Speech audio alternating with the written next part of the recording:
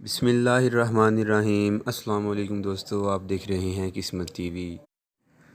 دوستو آج ہم بات کر رہے ہیں لائکی نامی کتے کے بارے میں، جو کہ اسپیس میں جانے والا سب سے پہلا جاندار تھا۔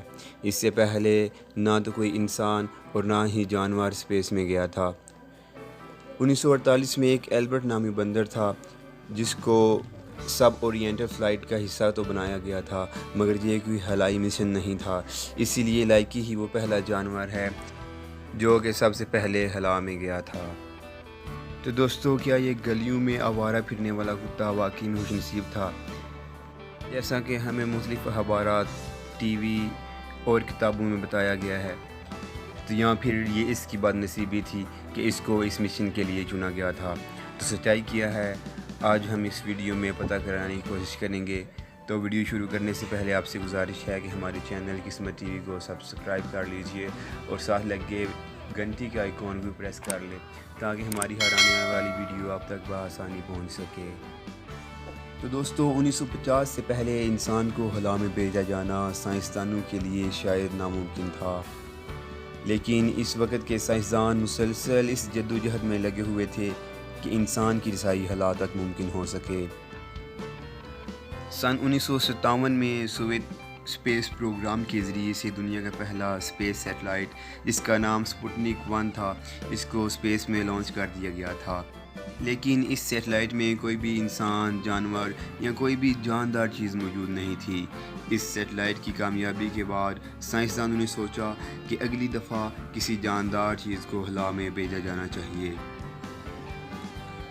اس کے بعد رشیا کے سائنسدانوں نے جلد بازی کا مظاہرہ کرتے ہوئے صرف 28 دن میں ایک اسپیس کرافٹ تیار کیا جس میں لائکا نامی کتے کو اسپیس میں بھیجا جانا تھا۔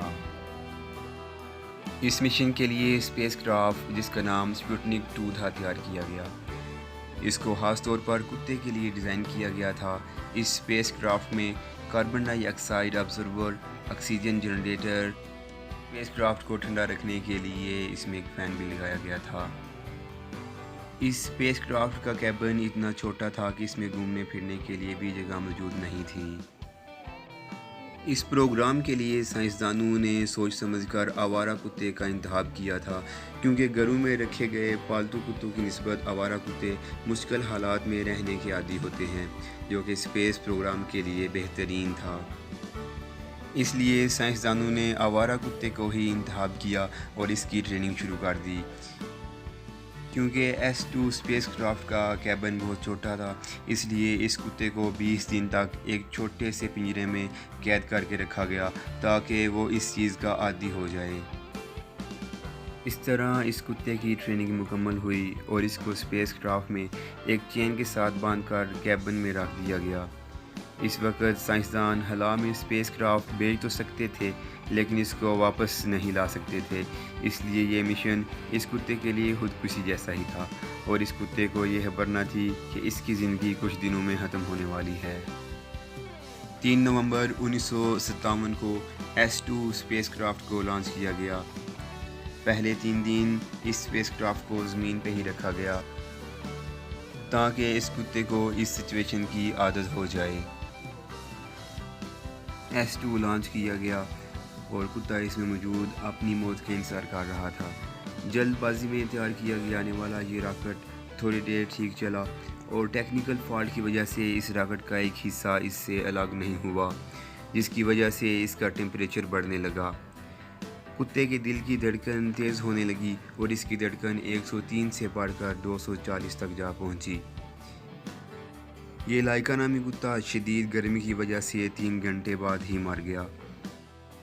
کتے کی موت کے بعد یہ راکٹ 162 دن تک خلا میں رہا اور 2570 بار زمین کے گرد چکر لگائے۔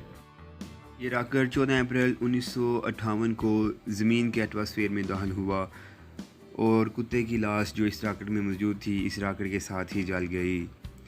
2008 میں روس کی حکومت نے لائکا کا ایک اسٹیچو بنایا اور یہ اسی جگہ پر بنایا گیا تھا جس پر اس کتے کی ٹریننگ ہوئی تھی۔ تو دوستو آج کی ویڈیو کے لیے اتنا ہی۔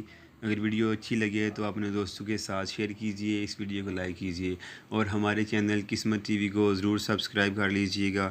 اجازت چاہتا ہوں، اللہ حافظ۔